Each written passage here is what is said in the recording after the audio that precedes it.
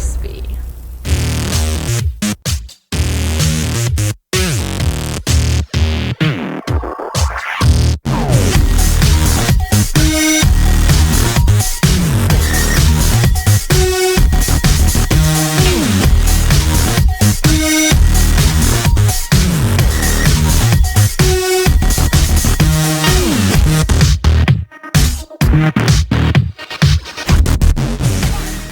Alright, y'all, welcome back to another episode of Figures in Action. This is actually part 2 of a video that I posted here many months ago. I will put a link of it in the description below so you guys can take a look at that video so you can get an idea of what I was trying to do with this build. Sorry about that. So basically, I started off with just a low light so you guys can kind of see as best as possible. I'm trying to turn this light off. You guys can see the electricity that I had put on the inside, or what I did is basically a battery pack with those LED string lights, and put some of the lights here on that light fixture above the door, and then put some of the lights here, and kind of just went with that. The thing with this particular side of the dial is that, and let's turn the lights on so you guys can kind of see the whole thing and kind of go from there. All right, so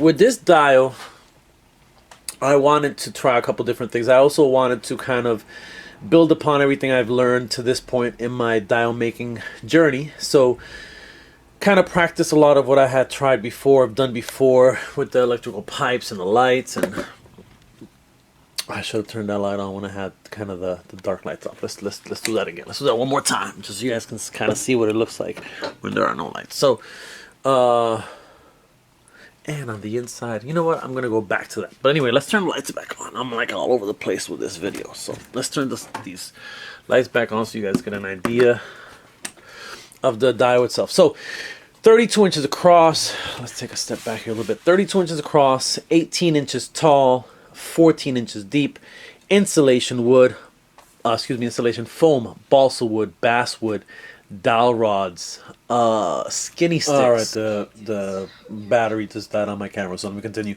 So I was talking about the different things that I used to create this. So let me just run down through them one more time. We have insulation foam across the whole dial. You have balsa wood and basswood for the fire escape. You have some of the do-it-yourself straws there for the piping. Finger light there for that particular light. Then over here I created kind of I guess a light that goes above this door, and that's lit up by the string lights that are battery operated that are in the inside of this dial. That's all. I think that's man, this is definitely not balsa wood. I believe that's basswood. I'm pretty sure it's basswood. It's a actually, you know what? I take that back. These are popsicle sticks. They're not popsicle sticks, but those hospitals, they have kind of the round top, and I sliced them just to make them straight.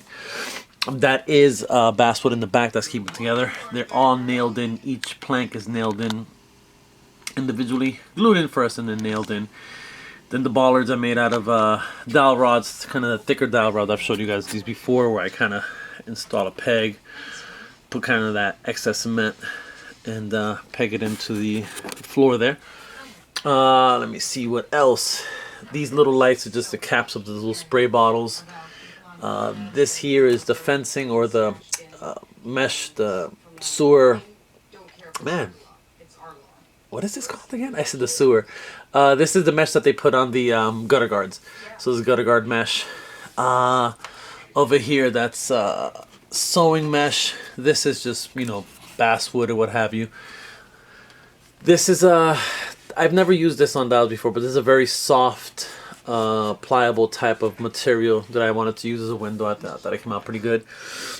And then this is a piece from the sewage department, or the, excuse me, not the, Here I go with the word sewer again. This is a piece from the plumbing department of Home Depot, and this is something that is removable with a little bit of work, but you can remove it and you can put it back on. You can also shine a light underneath it, which is kind of cool. And I think I've run over all the materials. This piece is came from this truck that I bought at Savers, and just kind of took it for parts. All these signs, or most of the signs, are laced with the aluminum tape, so that you can kind of curve it out a little bit if you wanted to on the corners. I guess there's a better example right here where you can kind of do that thing there. And I think that's pretty much it for this guy. I'll have a whole bunch of pictures at the end.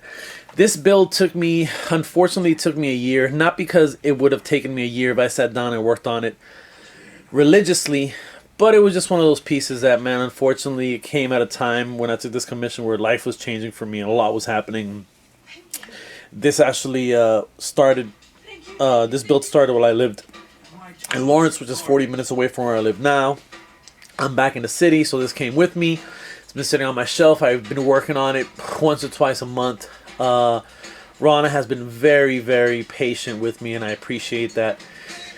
And it's finally done. It's finally done, so I'm happy with how it came out. And it is now time to shut this camera down and pretty much pack it. I'll give you guys a quick look. I cannot give you a quick look. I was going to give you a quick look of the guts of it in terms of the electricity that's on the inside of the... Let me see if I unplug if it doesn't, the camera doesn't die. Oh, it didn't die. So there you get an idea. Let's turn it on real quick so you get an idea. But you see where there's string lights pretty much, and so some of the string lights are on the inside, so it'll light up the window and the vent, and then some of the string lights, like over here, go into this area.